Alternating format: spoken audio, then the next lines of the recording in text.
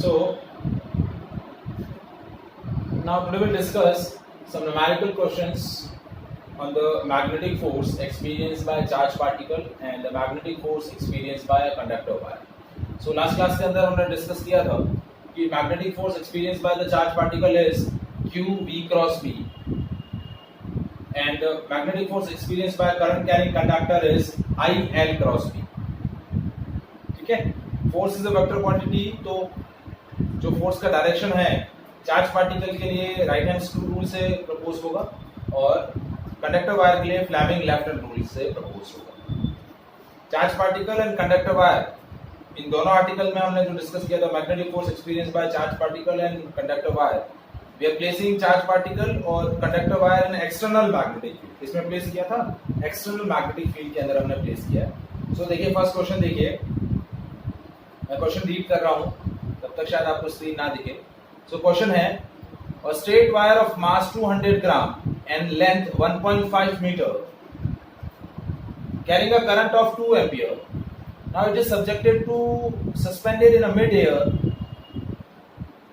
by the uniform horizontal magnetic field as shown in a figure. Magnetic field is perpendicular to the plane inward. So what is the magnitude of the magnetic field? आपको क्या बताना है? magnitude of magnetic field आपको बताना है. तो आपको question में क्या दिया हुआ है, एक स्ट्रेट वायर है, ठीक है, जिसका मास आपको दे रखा है 200 gram and length is 1.5 metre. Now it is suspended freely with the help of magnetic field. Now magnetic field is external magnetic field is perpendicular to the plane inward. तो जब magnetic field perpendicular to the plane inward होता है तो उसको हम represent करते हैं cross से. देखिए, और जब magnetic field perpendicular to plane outward होता है, देखिए क्रॉस का मतलब क्या हुआ, magnetic field is perpendicular to the plane and inward, ये क्रॉस का मतलब हुआ. और डॉट का मतलब क्या होगा, magnetic field is perpendicular to plane and outward. क्या होगा, आउटवर्ड. तो यहां पर क्या हो रहा है, मैग्नेटिक फील्ड की हेल्प से क्या वायर जो है वो एयर में फ्रीली सस्पेंडेड है. क्या है, एयर में फ्रीली सस्पेंडेड है. With the help of magnetic field it is suspended freely in the air. So what is the strength of magnetic field? अब देखिए वायर जो है वो एयर में हैंग है, तो वायर पर एक फोर्स नीचे की तरफ लगेगा ड्यू टू ग्रेविटी, और वो फोर्स कौन सा होगा, that is wait of the wire. क्या होगा, वेट ऑफ द वायर. अब ये यदि यही फोर्स एग्जिस्ट करता है वायर पर, तो वायर नीचे की तरफ फॉल करेगा, क्योंकि अनबैलेंस फोर्स की वजह से वायर में एक्सेलरेशन प्रोड्यूस होता है. लेकिन ये वायर फ्रीली एयर में सस्पेंडेड है बिकॉज मैग्नेटिक फील्ड प्रोड्यूस है, मैग्नेटिक फील्ड सेटअप है. तो वो मैग्नेटिक फील्ड की वजह से कंडक्टर वायर पर क्या लग रहा है, मैग्नेटिक फोर्स लग रहा है. और उस मैग्नेटिक फोर्स की जो डायरेक्शन है वो इस वेट के अपोजिट है. तभी क्या हो रहा है, आपका फोर्स, ये वाला फोर्स उस मैग्नेटिक फोर्स की वजह से, मैग्नेटिक फोर्स से क्या है, बैलेंस है. तो अब उस फोर्स की डायरेक्शन कैसे निकालेंगे, फ्लेमिंग लेफ्ट हैंड रूल से. देखिए दिस मैग्नेटिक फील्ड, देखिए फ्लेमिंग लेफ्ट हैंड रूल क्या बोल रहा है, if you stretch forefinger, middle finger and thumb your left hand in a mutually perpendicular direction in a such a way that forefinger is in the direction of magnetic field, thumb is in the direction of current. इस conductor wire, ये conductor wire A B है, इसमें current flow कर रही है, current की value कितनी है, 2 एम्पीयर. तो करंट जो है that is in the current की डायरेक्शन को कौन बताएगा, मिडिल फिंगर बताएगा. तो thumb indicate the direction of force. तो देखिए ये आपका मैग्नेटिक फील्ड, ये फोर्स, सॉरी ये करंट, ये मैग्नेटिक फील्ड बता रहा है मेरा, और ये मेरे बता रहा हूं, ये फिंगर मेरी बता रही है करंट. तो फोर्स कैसे आ रहा है, देखिए थंब कैसे आ रहा है, ऊपर की डायरेक्शन. दिख रहा है आपको,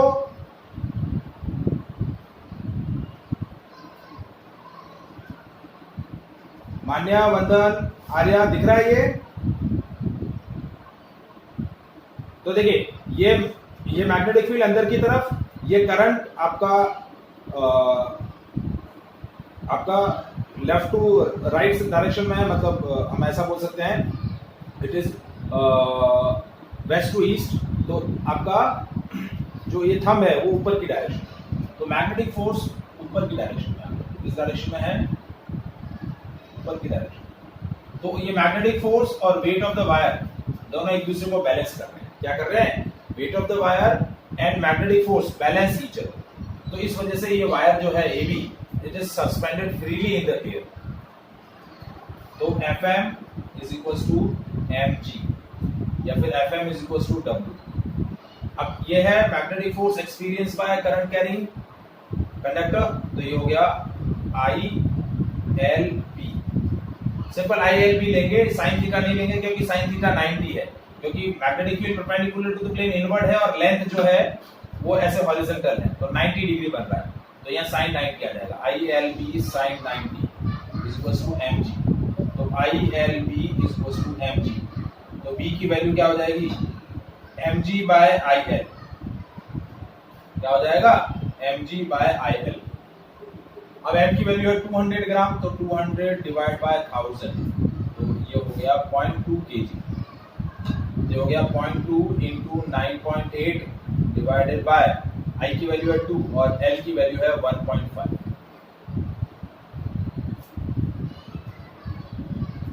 तो ये वैल्यूज हम सारी सॉल्व करें तो देखिए क्या आ रहा है।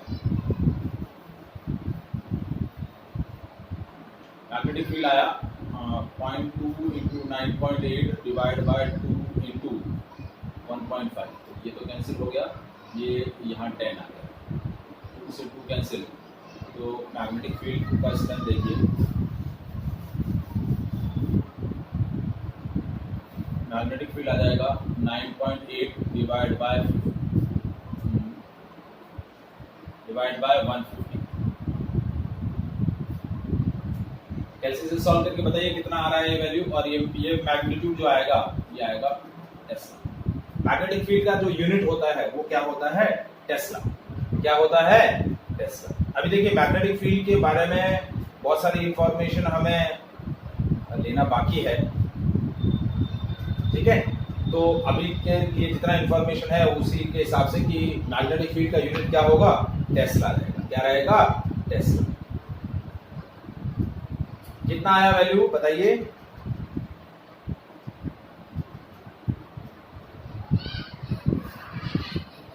बिल्कुल भी नहीं दिखा, 0.653 बिल्कुल भी नहीं दिख रहा है। मानिए आपको दिख रहा है?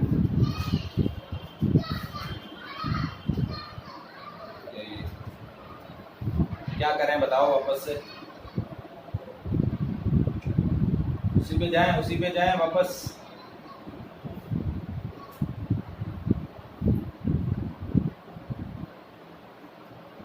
Now we'll move to the next question. Question है, if the magnetic field is parallel to the y-axis, positive y-axis, and the charged particle is moving along the positive x-axis, which way would be the magnetic force is experienced by an electron and a proton? आपको क्या दिया हुआ है कि magnetic field दिया हुआ है, magnetic field का स्ट्रेंथ है पॉजिटिव वाई एक्सिस, और वेलोसिटी जो है इसका मैग्नीट्यूड है v और that is about the positive x axis. So what will be the magnetic force experienced bye electron and proton? दोनों कितना मैग्नेटिक फोर्स एक्सपीरियंस करेंगे और किस डायरेक्शन में एक्सपीरियंस करेंगे? तो देखिए, अब force experience by charge particle क्या होता है? Q V क्रॉस Q, ठीक है। तो F इज इक्वल टू, देखिए इलेक्ट्रॉन का चार्ज होता है नेगेटिव, ये पहले मैं इलेक्ट्रॉन के लिए कर रहा हूं, दैट इज -E। V की वैल्यू है, मैग्नीट्यूड है v और उसकी डायरेक्शन है I cap, positive x axis direction में, क्रॉस मैग्नेटिक फील्ड है पॉजिटिव वाई एक्सिस में, तो v j कैप। ये हो गया -EVV I क्रॉस J। तो I क्रॉस J क्या होता है? K cap. क्या होता है? K cap. तो ये हो गया EVB minus K cap. Minus sign को मैंने अंदर ले लिया। तो electron experiences a force magnitude of EVB and negative z axis direction. क्या होगा? माइनस K कैप है ना, तो माइनस K कैप हुआ मतलब नेगेटिव z एक्सिस डायरेक्शन। और यही प्रोटॉन होगा तो प्रोटॉन के लिए मैग्नीट्यूड क्या हो जाएगा? चार्ज का मैग्नीट्यूड प्लस होगा VB I क्रॉस J। से वही रहने वाला, सिर्फ मैग्नीट्यूड ऑफ जो चार्ज है वो चेंज होगा, सिर्फ पोलैरिटी चेंज हो रही है। मैग्नीट्यूड सेम है, सिर्फ पोलैरिटी चेंज हो रही है। प्रोटॉन पॉजिटिवली चार्ज पार्टिकल है, इलेक्ट्रॉन नेगेटिवली चार्ज पार्टिकल है। तो प्रोटॉन, ये इलेक्ट्रॉन के लिए था, प्रोटॉन के लिए क्या होगा? EVB K cap. I cross J क्या हुआ? I क्रॉस J क्या हुआ? K cap. तो ये होगा पॉजिटिव z एक्सिस और ये क्या रहेगा? Negative z axis.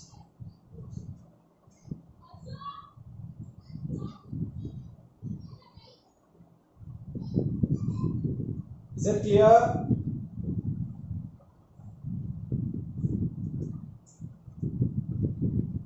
Electron experiences the charge in a negative z-axis direction, and proton experiences the charge, experience a force in positive z-axis direction.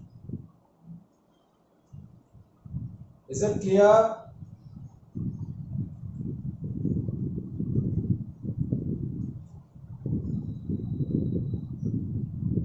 वंदन, अभी कैसा है विजिबिलिटी?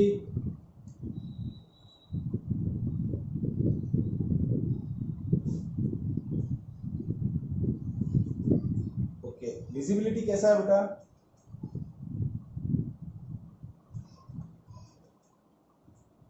बोर्ड कैसा दिख रहा है अभी?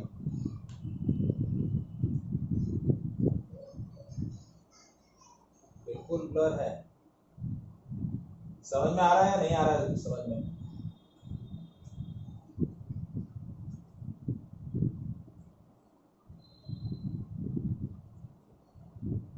नहीं आ रहा है? समझ में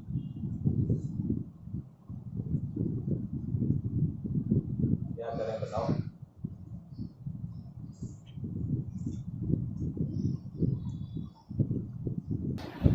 Experienced by charge particle and magnetic force experienced by the current carrying conductor.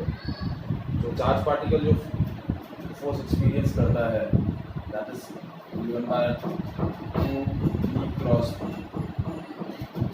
That is the magnetic force experienced by charge particle, and the magnetic force experienced by current carrying conductor is given by IL cross B. ठीक है, तो इसी से related मैं कुछ numerical discuss कल भी मैंने किए थे, आज मैं और कुछ न्यूमेरिकल डिस्कस कर रहा हूँ। तो देखिए फर्स्ट क्वेश्चन क्या है? क्वेश्चन दिया है a magnetic field of magnitude 4 into 10 to the power minus 3 J cap Tesla exert a force of 4 I cap plus 3 J cap Newton on a particle, charge particle of having a charge of 10 to the power minus 9 coulomb moving in a xy plane. What is the velocity of the particle? Velocity of particle क्या होगा ये आपको क्या है बताना है।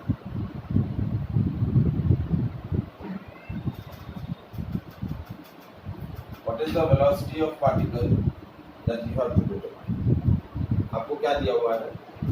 एक charge particle है, it is moving in a xy plane with the velocity v in a magnetic field of magnitude 4 into 10 to the power minus 3 Tesla. Magnitude है 4 into 10 to the power minus 3 Tesla और direction है magnetic field की about the z axis, positive z axis क्योंकि k cap. So and it experience a force of 4 I cap and 3 j cap Newton, मतलब वो x axis और y axis दोनों direction में force experience कर रहा है। चार्ज का जो मैग्नीट्यूड है वो है 10 to the power minus 9 coulomb. तो आपको कैलकुलेट करना है what is the velocity.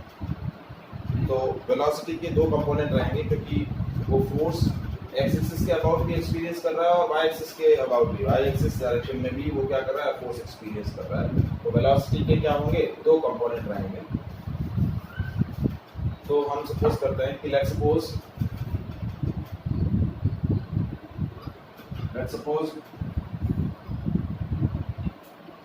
velocity of particle is v is equals to vx I cap plus vz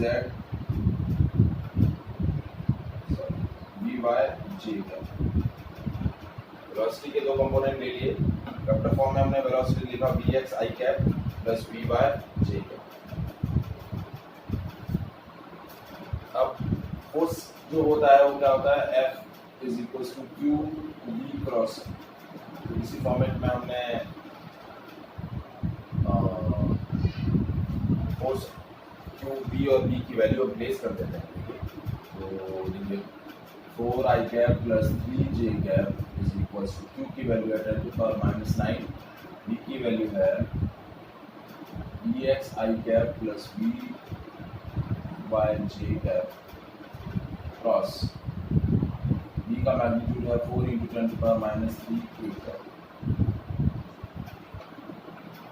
यहाँ तक समझ में आया?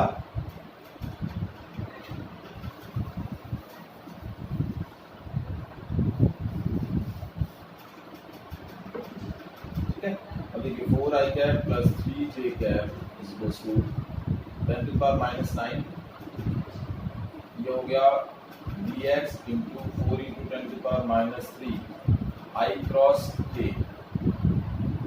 Plus vy into 4 × 10⁻³ j cross k।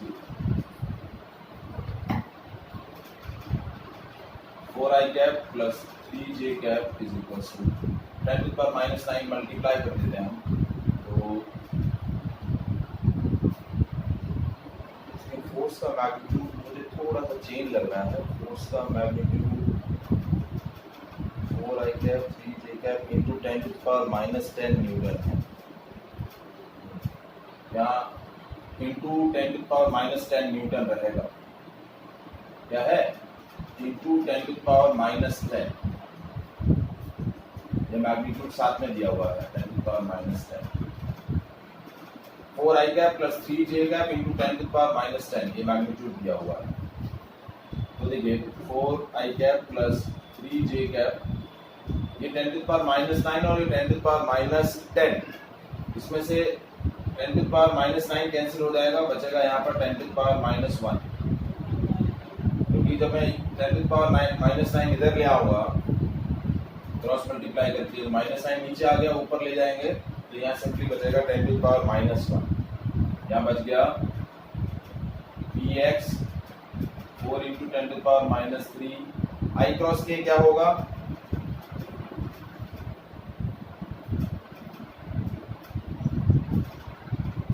I cross k cross I j होता है, I क्रॉस k होगा -j।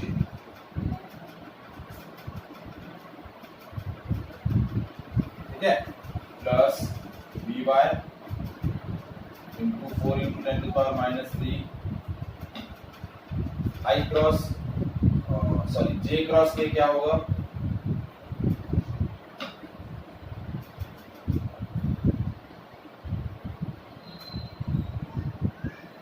j cross k is I cap.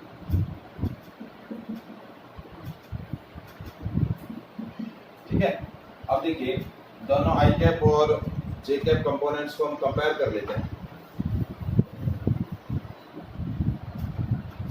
तो ये I कैप और इसका I कैप, तो देखिए 4 × 10⁻⁻1 I cap is equals to vy into 4 × 10⁻³ I cap. हमने दोनों साइड के I कैप कंपोनेंट और j कैप कंपोनेंट को कंपेयर किया, तो ये I कैप से क्या कह रहे बेटा, हाँ 3j कैप था, लेकिन मैं क्या कर रहा हूँ मैं आई कैप कंपोनेंट को ये जो आई कैप कंपोनेंट है इसको इस आई कैप कंपोनेंट से कंपेयर कर रहा हूँ और इस जे कैप कंपोनेंट को इस जे कैप कंपोनेंट से कंपेयर करूंगा। कंपैरिजन होगा ना, ये 4 से ये 4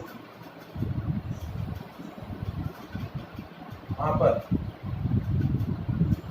सॉरी यहाँ प्लस ठीक है। अब मैंने आई कैप कंपोनेंट्स को कंपेयर किया तो 4 कैंसिल हो गया, 10 टू पावर -3 ऊपर आएगा तो Vy की वैल्यू हो जाएगी 100 मीटर पर सेकंड। Vy की वैल्यू क्या आ गई 100। अब इसी तरीके से मैं यदि जे कैप कंपोनेंट्स को कंपेयर करूं तो ये हुआ 3 × 10 to power -1 × J cap is equal to Vx × 4 × 10 to power -3 minus J cap. तो ये जे कैप से ये जे कैप कैंसिल, ये 4 इधर आ गया 3/4 और ऊपर 3/4 और ऊपर हो गया 100 3/4 × 100 यानी 75। तो Vx की वैल्यू हो जाएगी -75 मीटर पर सेकंड। Vx की वैल्यू क्या हो जाएगी -75 मीटर पर सेकंड।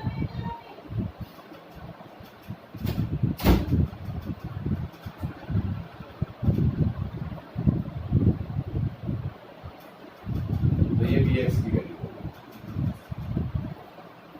और Vy की वैल्यू हो गई 100 मीटर पर सेकंड।